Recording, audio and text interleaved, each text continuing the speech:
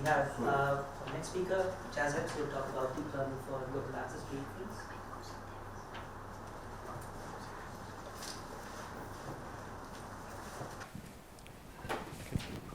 Hello, everyone. Like they mentioned, I'm going to speak to you about deep learning for local ancestry inference and archaic introgression. So we're actually presenting the first method of doing both at the same time. Sorry, let me put a stopwatch to make sure yeah.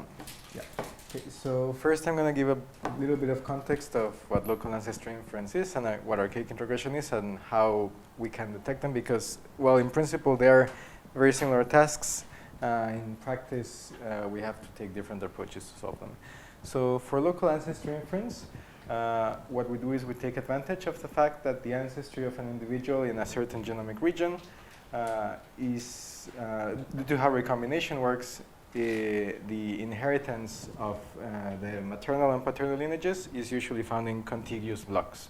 So if we have the reference genomes of individuals who are, for example, talking about continental ancestries, African, European, and East Asian, we can match those references to discrete windows in an individual's genome, and so infer the ancestry for chunks of an admixed individual. There currently exist methods to do this. The most popular one is RFMix, which works with random forests. There are deep learning methods that use multilayer perceptrons, is the one that has the highest accuracy at the moment. And there are others that use convolutional neural networks trained over the entire genome, not on discrete windows, but those usually tend to have like lower accuracies compared to the ones that are trained on. You train one model for each specific region of the entire genome. So what we're doing is we're going to use CNNs, and we're going to see SNPs as zeros or ones, or like one-dimensional images with black or white pixels.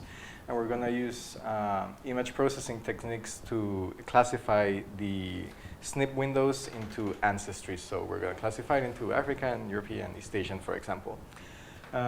Like I mentioned, there currently exist some methods that use CNNs, but they don't look at the raw SNPs themselves. They actually look at distances to reference populations.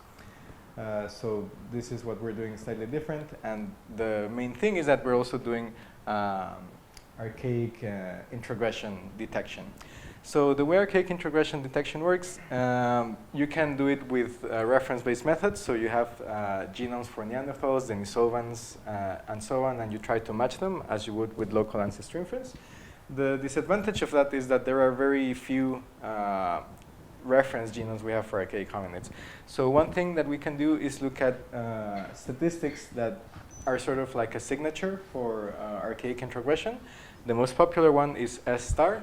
And if you take a bunch of S star scores using a sliding window across the genome, you will see that in the regions where there is archaic introgression, there are peaks in the S star score. And what it measures is basically private SNPs that are not found in an unintrogressed African population.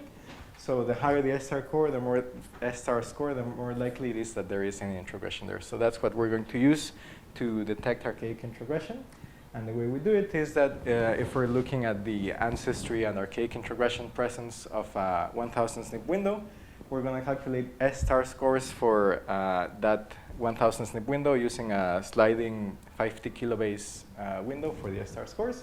And then we're going to characterize those S star scores, taking their mean, their standard deviation, and the maximum, also the number of private SNPs.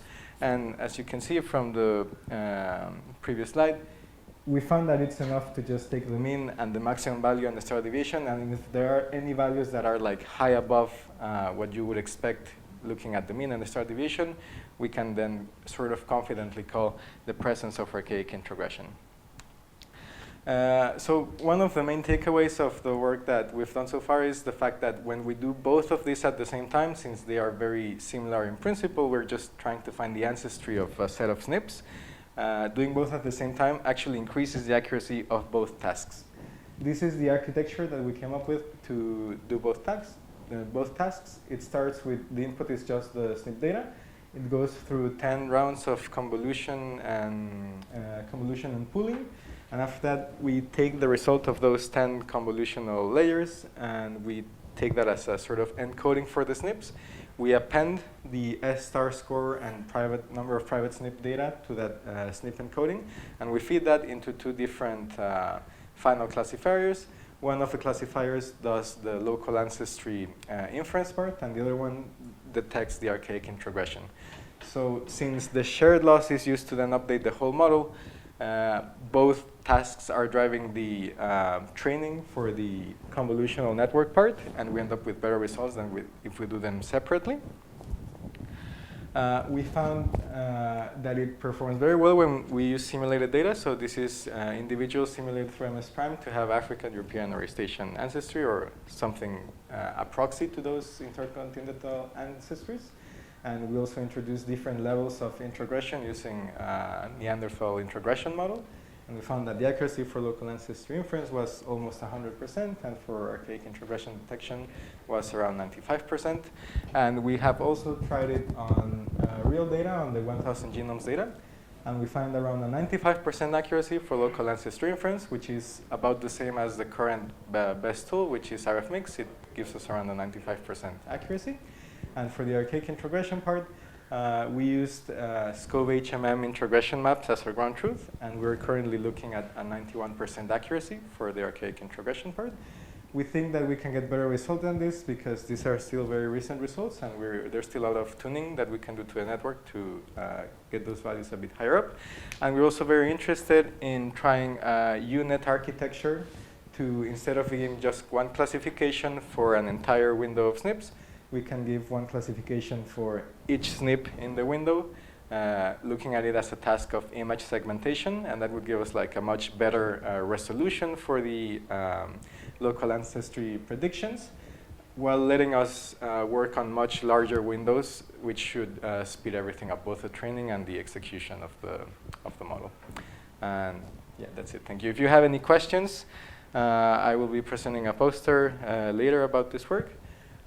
I completely forgot to mention that I'm with the Huerta-Sanchez lab at Brown University, and this was done in conjunction with Flora Jay's lab and the Ávila-Arcos lab in Querétaro. And we'll hear more from Flora Jay later as she's the keynote speaker. Thank you.